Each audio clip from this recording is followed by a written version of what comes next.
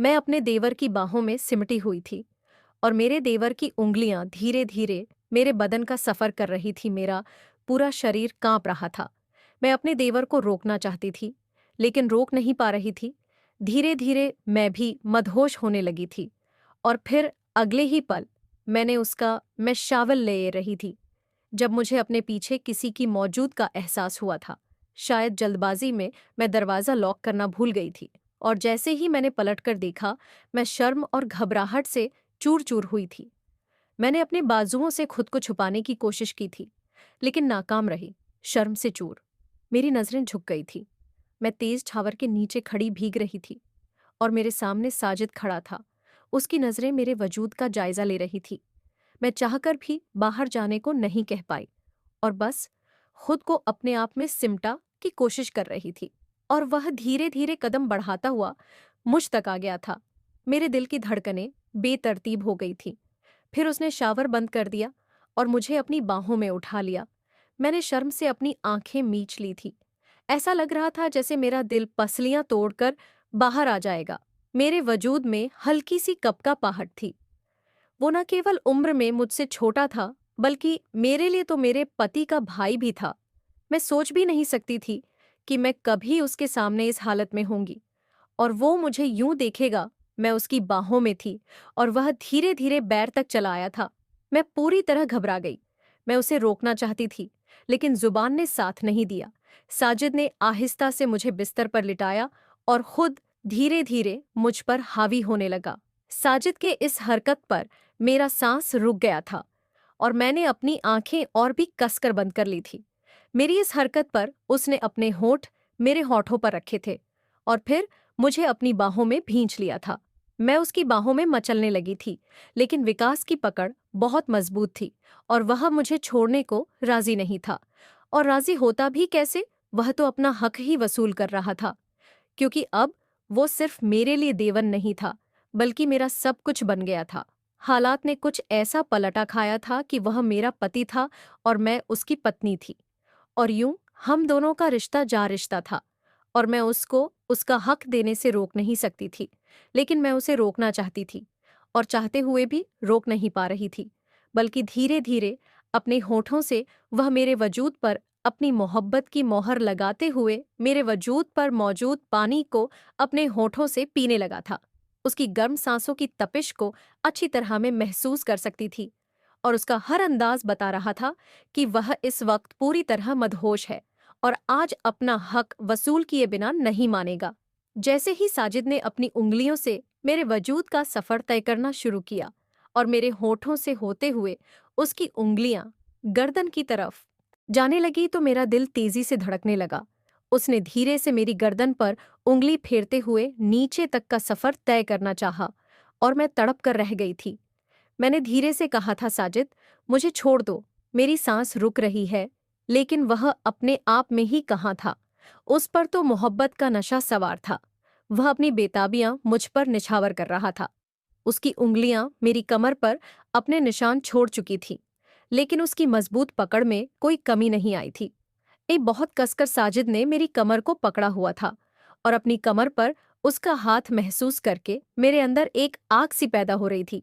अगर वो जवान मर्द था तो मैं भी जवान ही थी और यूं बेहिजाब उसके सामने पड़ी थी कि वह पूरी तरह दीवाना हो गया था।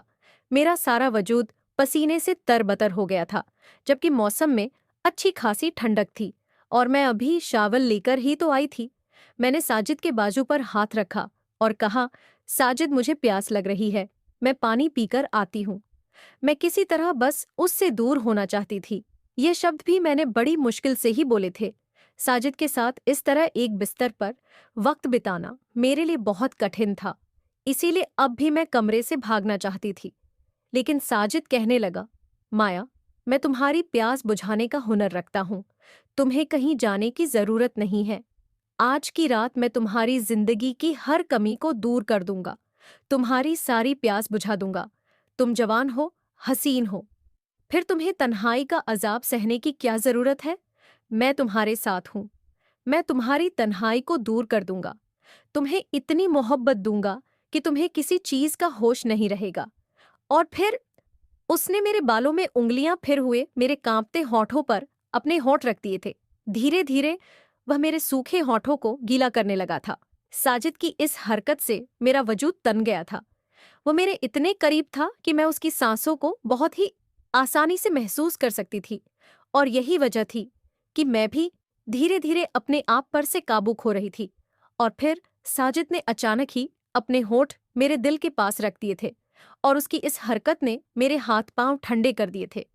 मेरी आंखें बंद होने लगी थी। वह मेरे पूरे शरीर का सफर कर रहा था और अपनी बेताबियों से मुझे भी बेताब कर रहा था। मैंने हार कर बेडशीट को मुट्ठिया था और अपने होश खोने लगी थी। साजिद जैसे भरपूर मर्द का साथ मिलने के बाद खुद को रोकना बहुत ही मुश्किल था। वह भी इस वक्त जब मेरे पति को मरे 2 साल हो चुके थे, और इन 2 सालों तक मैंने अपने जज्बातों को संभाल कर रखा था, मगर अब संभालना मुश्किल था। और फिर जैसे ही साजिद ने पूरी ताकत के साथ मेरे करीब आने की कोशिश की थी, तो मेरी जवानी ने भी जोश मारा। मैंने भी शर्मो हया के सारे पर्दों को उतार कर अपने होठों से उसका मेरा नाम माया है, मैं बिहार की रहने वाली हूँ, लेकिन पढ़ाई के लिए दिल्ली आई थी और यहीं हॉस्टल में रहती थी। दिल्ली शहर अपने आप में ही एक अलग दुनिया है। जो यहाँ एक बार आ जाता है, उस पर शहर का नशा सवार हो जाता है, और मुझ पर भी दिल्ली का नशा चढ़ गया था। वापस से जाने का सोचकर ही मुझे घबराहट होने लगती थी। फिर यही मेरी पहली मुलाकात राहुल से हुई थी, और उसी मुलाकात में मैंने अपना दिल उसे दे दिया था। मैं और राहुल एक ही यूनिवर्सिटी में पढ़ते थे, और हम दोनों हमेशा साथ साथ ही रहते थे। फिर मेरी और राहुल की मुलाकातों का सिलसिला बढ़ा, और हम यूनिवर्सिटी के बाद भी आधी आधी रात तक एक दूसरे के साथ हाथों में हाथ डाले कभी समुंदर के किनारे, तो कभी किसी होटल की कोने वाली टेबल पर बैठे होते और दूसरे पर मोहब्बत निछावर करते। राहुल मोहब्बत में हद पार कर जाता था। वो इस कदर अपना आप मुझ पर बारता कि मैं खुद उसके आगे हार जाया करती थी। हर गुजरते दिन के साथ हमारी मोहब्बत परवान चढ़ती चली जा रही थी। और फिर मैंने राहुल से शादी की बात की, क्योंकि मेरा सेमेस्टर खत्म हो रहा था और मुझे वापस अपने शहर जाना था, और अब राहुल के बिना मेरे लिए एक पल भी गुजारना मुमकिन नहीं था। उसने अपने घर वालों से मेरे बारे में बात की और रिश्ता भिजवा चाहा, लेकिन मेरे घर वालों ने साफ इनकार कर दिया, क्योंकि हमारे बीच जात पात का फर्क मौजूद था, और मेरे घर वाले राहुल को अपना दामाद नहीं बनाना चाहते थे। मैंने अपने मम्मी पापा को मनाने की बहुत कोशिश की, लेकिन जात पात का फर्क उनके लिए बहुत मायने रखता था। वह कभी भी छोटी जात में मेरी शादी नहीं करवाना चाहते थे। जब मुझे इस बात का अच्छी तरह पता हो गया, तो मैंने राहुल के साथ कोर्ट मैरिज को फैल दी और वापस जाने के बजाय उससे शादी कर ली। मुझे लगा था कि शादी हो जाएगी तो मेरे पापा राजी हो जाएंगे, लेकिन यह मेरी गलतफहमी साबित हुई थी। मेरे पापा को जब इस बारे में खबर मिली, तो उन्होंने सख्त शब्दों में मुझसे अपना संबंध हमेशा हमेशा के लिए तोड़ दिया। पापा के सख्त शब्दों पर मेरा दिल बहुत उदास हुआ था, लेकिन राहुल ने अपनी मोहब्बत से मुझे राजी कर लिया था। वो मुझे अपने घर ले गया था। उसके घर उसके माँ बाप और एक छोटा भाई साजिद था। मेरे माँ बाप की तरह राहुल के माँ बाप भी इस कोर्ट मैरिज को स्वीकार करने के लिए राजी नहीं थे, लेकिन राहुल ने किसी न किसी तरह उन्हें मना ही लिया था, और मुझे उनके घर में जगह मिल गई थी। यह और बात थी कि उठते बैठते मुझे बहुत ज्यादा बातें सुनने को मिलती थी। खासकर मुझे अपनी सास की तरफ से बहुत ज्यादा बातें सुनने को मिलती थीं। लेकिन मेरा देवर साजिद बहुत अच्छा था। वह राहुल से 3 साल छोटा था। हर वक्त मेरा ख्याल रखता, मेरे साथ साथ रहता, मेरी दिलजोत, और उसके साथ मेरा वक्त भी अच्छा गुजर जाता था, क्योंकि शादी के बाद राहुल ने नौकरी कर ली थी और मैं सारा दिन घर पर ही होती थी, इसीलिए मेरा ज्यादातर वक्त साजिद के साथ ही गुजरता था। लेकिन फिर जिंदगी में वो बदतर वक्त आया जब मेरे साथ एक बहुत ही बुरा हादसा हुआ। मेरे हाथों में कुछ भी न रहा। ऑफिस से वापसी में राहुल का एक्सीडेंट हुआ।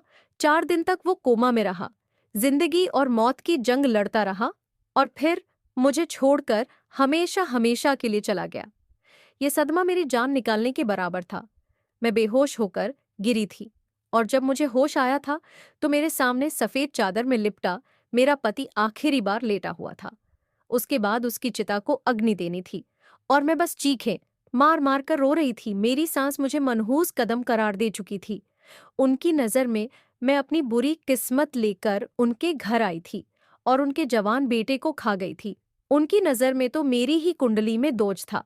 मेरे सामने मेरे पति को अग्नि दी गई और उसके बाद जीने की हर वजह खत्म हो गई, बहुत बुरे हाल में। हम घर लौटे तो मेरी सास ने मेरा सामान उठाकर बाहर फेंक दिया और कहने लगी, अब तेरा यहाँ कोई नहीं है, इसीलिए यहाँ से दफा हो जा। मेरा बहुत बुरा हाल था। मैं जानती थी कि मैं विधवा हो चुकी हूँ। मेरे आगे पीछे कोई नहीं है। मेरे माँ बाप भी मुझे कभी कबूल नहीं करेंगे। इसीलिए मैं उनके कदमों में गिर गई, लेकिन उन्हें मुझ पर रहम नहीं आया। फिर आगे बढ़कर साजिद ने ही मुझे सहारा दिया था। मुझे मेरे कमरे में ले गया, बिस्तर पर बिठाया, मेरा सामान वापस लाकर रखा और कहने लगा, आपको यहाँ से कोई नहीं निकालेगा, आप आराम से रह। फिर बाहर जाकर उसने अपनी माँ से मेरी खातिर लड़ाई की थी। घर में दोनों माँ बेटे की आवाजें गूंज रही थीं और मैं कानों में उंगलियां डालकर बैठी थी। कभी सोचा नहीं था जिंदगी मुझ पर इतनी भी तंग हो सकती है। जब राहुल जिंदा था तो मेरी सास का व्यवहार मेरे साथ अच्छा नहीं था, तो बुरा भी नहीं था। लेकिन राहुल के मरते ही सबसे पहले मेरी दुश्मन मेरी सास ही बन गई थी, जो मुझे घर में देखने के लिए बिल्कुल भी राजी नहीं थी। राहुल जिंदा था तो मुझे समझाता था कि देखना, कुछ ही दिनों में माँ का रवैया तुम्हारे साथ अच्छा हो जाएगा। तुम बस माँ को लौटकर जवाब मत दिया करो। और मैं भी राहुल की सारी बातें मानती थी, क्योंकि बदले में राहुल भी तो मुझे ढेर सारा प्यार देता था।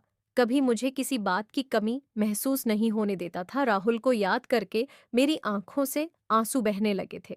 काश राहुल तो मेरा साथ हमेशा निभाते। तुम तो 2 कदम पर ही मेरा साथ छोड़कर चले गए थे। कैसे मैं अकेली समाज में रहूंगी? मैं बिलख बिलख कर रो रही थी। रोते रोते मेरी हिचकियां बंद गई थीं और थककर मुझे खुद ही चुप होना पड़ा था, क्योंकि मेरे आंसू पोंछने वाला भी कोई नहीं था। कुछ देर बाद जब घर में शांति हुई तो साजिद मेरे कमरे में आया और कहने लगा, अब मम्मा, आपको यहाँ से नहीं निकालेंगे, आप यहीं रहे और मैं आपके साथ हूँ। मेरा सिर झुका हुआ था। उसने मेरे कंधे पर हाथ रखा और कहने लगा, माया भाभी, अगर किसी भी चीज की जरूरत हो तो मुझे बस एक बार कह दीजिएगा। मैं आपको इस तरह परेशान नहीं देख सकता। साजिद की बात सुनकर मेरा कुछ हौसला बंध गया था। मैंने सोचा था कि अपने माँ बाप से बात करूंगी और वापस चली जाऊंगी, इसीलिए अपने पापा को फोन लगाया। लेकिन मेरे पापा ने साफ शब्दों में कह दिया कि उन्हें अब मुझसे कोई सरोकार नहीं है। मैंने उन्हें अपने विधवा होने का भी बताया था, लेकिन फिर भी उन्हें मुझ पर रहम नहीं आया। उन्होंने साफ कह दिया कि माया, अब तुम हमारे लिए मर गई हो। जितनी बदनामी हमने सहनी थी, बस सह ली, उतनी ही काफी है। तुम्हें दोबारा घर पर बिठाकर हम लोगों की नजरों का सामना नहीं कर सकते। भलाई इसी में है कि अपनी ससुराल में ही पड़ी रहो मेरे पास। इसके सिवा और कोई दूसरा चारा नहीं था और मैं ससुराल में ही रहने लगी और अपनी सांस को बर्दाश्त करती। और फिर मैंने यही शुरू किया। साजिद के पीछे तो मेरी सांस मेरा जीना मुश्किल कर देती थी। हाँ, साजिद के सामने वो मुझे कुछ नहीं कहती थी। वो मुझे बदचलन बदजात और ना जाने क्या क्या कहती थी। बस मैं अपने आंसू पीती रहती।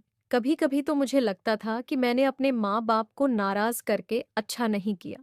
शायद इसी की सजा मुझे मिली है, जो राहुल भी मुझे छोड़कर चला गया। और फिर एक दिन पड़ोस वाली आंटी आई तो वह मेरी सास से कहने लगी, मानती बहन, तूने इस विधवा को क्यों घर पर रखा है? इसकी वजह से तेरे साजिद पर भी बुरा असर होगा। अरे कहीं ऐसा ना हो कि राहुल के बाद ये तेरे साजिद पर डोरे डालना शुरू कर दे।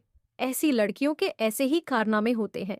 कविता आंटी की बातें सुनकर मैं शर्म से पानी पानी हो गई थी। मुझे एहसास हुआ कि मुझे साजिद से दूरी बनानी चाहिए, लेकिन मैं साजिद का क्या करती? वह बाहर से आते ही सीधे मुझे ढूंढता हुआ मुंह तक आ जाता, मेरी खैर खबर पूछता, मेरे लिए कोई ना कोई चीज लाता। उसे मेरी पसंद नापसंद का अच्छी तरह पता था। मौसम बदला और एक रात बारिश शुरू हुई तो साजिद मेरे कमरे का दरवाजा खटखटाने लगा। मैंने जैसे ही दरवाजा खोला तो वह कहने लगा, भाभी पकड़े बना दो, बहुत ही मजेदार बारिश हो रही है, चलो दोनों मिलकर एंजॉय करेंगे। मैंने मना करना ठीक नहीं समझा, इसीलिए पकौड़े बनाकर उसे आवाज लगा दी। वह बारिश में भीगता हुआ मेरे पास आया और फिर न जाने क्या सोचकर मेरा हाथ पकड़कर मुझे भी गार्डन में खींच लिया। हम दोनों बरसती हुई बारिश में भीगने लगे। मुझे इस तरह साजिद के साथ रात के समय बारिश में भीगना सही नहीं लग रहा था। मैं वापस अंदर जाना चाहती थी, लेकिन उसने जबरदस्ती मेरा हाथ पकड़कर रोक लिया। अचानक ही मैं गिरने लगी तो उसने मुझे अपने बाजू का सहारा दिया। मैं उसके बहुत ज्यादा करीब थी और उसकी नजरें मुझ पर जमी हुई थी। इससे पहले कि मैं खुद को उससे आजाद कर पाती, मेरी सांस वहां पहुंच गई और उन्होंने एक जोरदार थप्पड़ मेरे मुंह पर मारा था। कहने लगी, जिस बात का डर था तूने वही किया। पहले मेरे एक बेटे को खा गई, अब दूसरे के पीछे पड़ी है। अपनी माँ की बात सुनकर साजिद गुस्से में आया और कहने लगा, माँ खबरदार, जो आपने भाभी पर हाथ उठाया, मैंने उन्हें यहाँ बुलाया था, वो खुद नहीं आई थी। लेकिन मेरी सास तो साजिद की कोई भी बात सुनने को तैयार नहीं थी। वह मुझे खींचते हुए अंदर ड्राइंग रूम में ले आई थी। पीछे पीछे साजिद भी अपनी माँ को आवाजें लगाता आ रहा था कि माँ भाभी का हाथ छोड़ दें। उनकी कोई गलती नहीं थी, लेकिन मेरी सास ने गुस्से से चीखते हुए विकास से कहा कि तुम तो चुप ही रहो, ये डायन है, मेरे बड़े बेटे को खा गई, अब ये तुम पर डोरे डाल रही है। जिस पर साजिद ने भी गुस्से से कहा, बस भी कर दे माँ, मैं कितनी बार आपसे कह चुका हूं कि इसमें इनकी कोई गलती नहीं है। और बहुत सह लिया भाभी ने विधवापन का दर्द। अब मैं इन्हें इस दर्द से निकालना चाहता हूं। इन्हें भी जीने का हक है। किसी एक इंसान के चले जाने से जिंदगी खत्म नहीं हो जाती। आपने भाभी को देखा है, प कैसे हर वक्त चहकती रहती थी, लेकिन जब से राहुल भैया गए हैं, एकदम से इन्होंने उदासी का चोला पहन लिया है। और इस हालत में अगर राहुल भैया इन्हें देखते तो कभी भी खुश ना होते। और अब भी उनकी आत्मा चैन से नहीं होगी, उनकी आत्मा तड़पती होगी। भाभी को इस रूप में देखकर मैं भाभी को उनकी खुशियां फिर से लौटाना चाहता हूँ। मैं उनसे शादी करूंगा। ये सुनना था कि मेरे तो हाथ पांव कांपने लगे थे, जबकि मेरी सास हक्का बक्का मुंह खोले साजिद को देख रही थी और फिर मुझे भी बहुत बुरा भला कह रही थी। साजिद ने उन्हें जैसे तैसे करके कमरे में भेज दिया था और फिर पलटकर मेरे पास आया, लेकिन मैंने साजिद को एक धक्का मारा था। मुझे हरगिज भी उम्मीद नहीं थी कि वो अपनी माँ के सामने ऐसी कोई बात करेगा। वह मेरे कदमों में बैठ गया और कहने लगा, माया जी, मेरी बातों का गलत मतलब मत निकालना। मैं आपको इज्जत देना चाहता हूँ, आपको खुशियाँ देना चाहता हूँ। जिंदगी की खुशियों पर आपका भी हक है। मैं आपसे शादी करना चाहता हूँ। मैंने साजिद को झकझोरा और कहा, होश में आओ, मैं तुम्हारे भाई की विधवा हूं। ये समाज मुझे जीने नहीं देगा और ऊपर से ऐसी बातें करके तुम मेरे लिए और भी मुश्किल खड़ी कर रहे हो। जाओ और जाकर अपनी जिंदगी गुजारो, मुझे परेशान करना बंद करो। मैं किसी आश्रम में जाकर अपनी बाकी की जिंदगी गुजार लूंगी। मैं फूट फूट कर रोने लगी। मेरी हालत देखकर उसने मुझे कसकर अपने बाजुओं में जकड़ा था और कहने लगा, आप किसी आश्रम में नहीं बल्कि मेरे कमरे में आएंगी और मैं आपसे शादी करूंगा। ये मेरा वादा है कि आप राहुल की मोहब्बत को भूल कर मेरी हो जाएंगी। उसकी बात सुनकर मुझे बहुत गुस्सा आया था। मैंने उसे धकेल हुए अपने कमरे में चली आई थी और फिर अगली सुबह नाश्ते पर मेरी सास ने बहुत ही तमाशा किया था, लेकिन साजिद ने साफ कह दिया कि वह मुझसे शादी करेगा और अगर किसी को ऐतराज है तो वह मेरा हाथ पकड़कर ये घर छोड़ देगा। साजिद के पापा मुझसे बहुत मोहब्बत करते थे।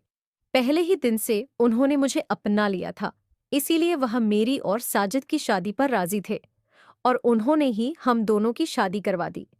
ये सब कुछ इतनी अचानक हुआ था कि मैं संभल भी नहीं पाई थी और मैं साजिद की बीवी बन गई थी।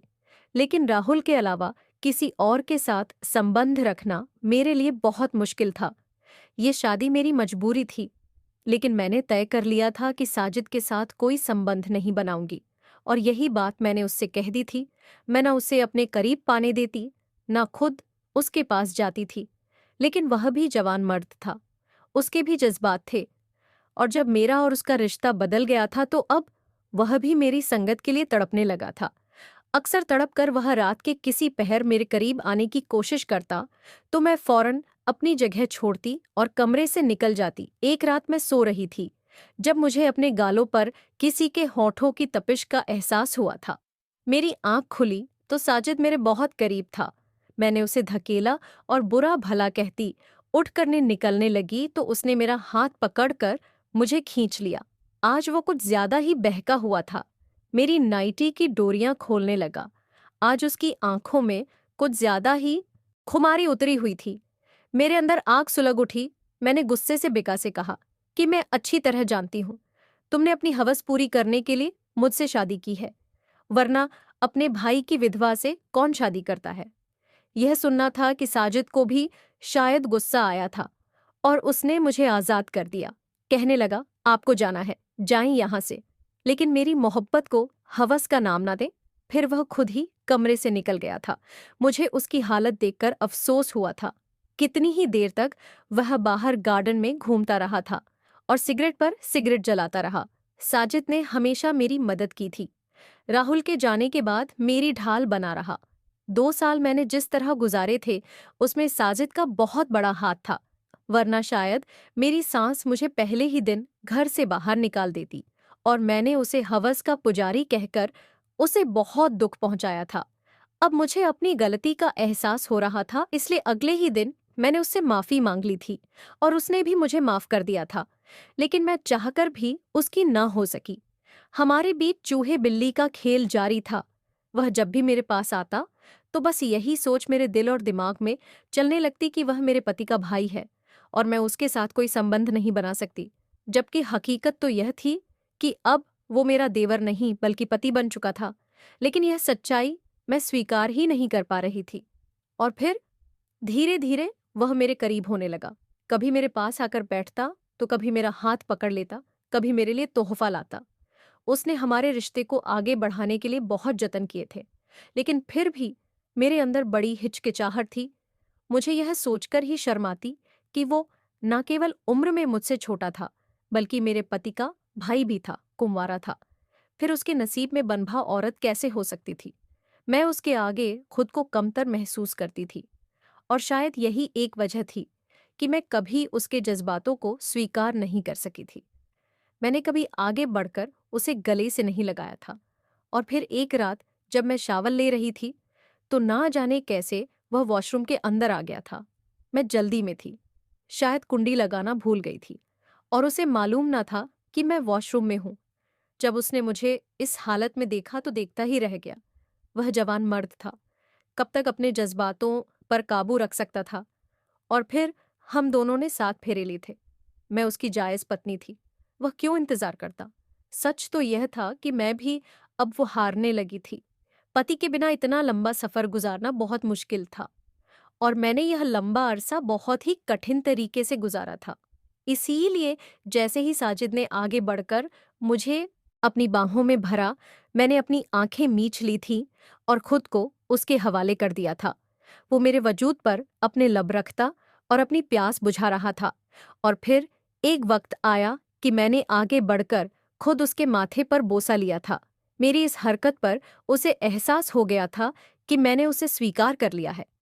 फिर तो वह सारी रात मुझ पर बारिश की तरह बरसता रहा और मेरा बंजर वजूद भीगता रहा, यहां तक कि सुबह हो गई। ये रात मेरे लिए बड़ी ही खूबसूरत थी। अगले दिन का सूरज खुशियां लेकर आया था। मैं और साजिद एक हो चुके थे और फिर धीरे धीरे मेरी सास का रवैया मेरे लिए ठीक होने लगा था, क्योंकि मैं कुछ समय के बाद उम्मीद से हो गई थी। वह दादी बनने वाली थी और इस खबर ने उनके अंदर एक बदलाव पैदा कर दिया था।